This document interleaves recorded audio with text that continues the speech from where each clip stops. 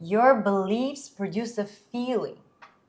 And that's how you manifest. Without a true feeling, you can't manifest, right? So then going back to what are your beliefs? And then going back to what am I going to let inside my ear that is going to create some kind of a belief. That belief is going to then make me feel certain way.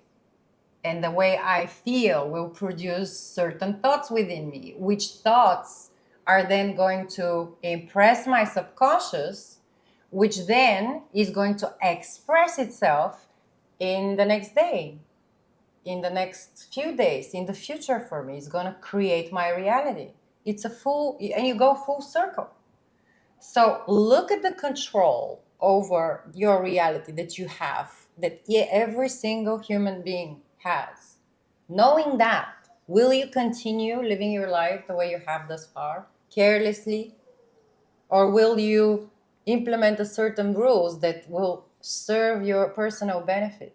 You know, we have our thoughts, we have our money, and we have our time. So you have two options. In any given moment, you have an option to either spend those or you can invest them.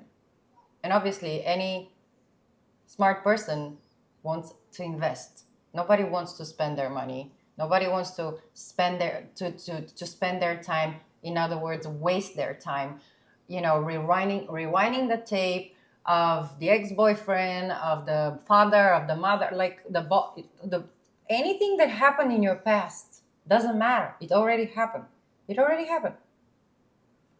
So going forward, think thoughts that are positive, that are gonna serve your goal, your aim, your purpose, right? Invest your time in a creative manner that is going to serve your purpose. Invest your money in a manner where you're going to have a return. Invest your time in a manner where you're going to benefit from that, ultimately. Otherwise, you're going to spend it, you're going to waste it, there's no going back. And time is like the most important asset we have. Time. Like, we think we have all the time in the world. We don't. We don't. When you become aware of being a creator, it kind of hits you pretty hard because you don't know how to take it in all at once, and then at the same time you're thinking, okay, so what can I do now? How should I do it? What's the process of me creating my reality? Well, if you see that it's really a product of your beliefs, right? Your exterior world is a product of the beliefs that you've come to assume about yourself, then you need to systematically remove the beliefs that have created this version of your reality and put in and assume new beliefs. New beliefs. Know. That's your power, but it takes a lot of practice to learn to master it. And the process of mastery is lifelong. It's yes, and that goes for everybody. But ultimately, it's basically acquiring a completely new lifestyle. And there are just 3 or 4 or 5 tools that are part of this lifestyle that can switch this whole thing for you. And anybody can have it. Anybody can have that. When you meditate, when you harvest the positive, when you focus only on positive, when you have to control your thoughts. Basically, ultimately, we all have to learn to control our thoughts and feelings, because those are the ones that impress our subconscious. And the subconscious is the one that then manifests in our lives that which we believe and feel. It goes full circle, like I already said. So we have to master that. But until we master it, practice of meditation on daily basis, revising your day every night, especially if something happened that day which left a bitter taste in your mouth, mandatory, right? Or if you didn't have that event, great. Just make sure you go to bed and you do spend that extra 15, 30 minutes before you fall asleep, before you drift off, in that state of mind of seeing yourself the way you want to see yourself, like the dream, ideal version of yourself. And bring this to your lover, your subconscious. Bring this version to her home in order to impress her, so she can then conceive that idea of you and express it as a manifestation in your life. It's actually not that complicated. All it takes is practice and belief in you. All you gotta do is have full on, unshakable belief in yourself. It really boils down to believe in yourself.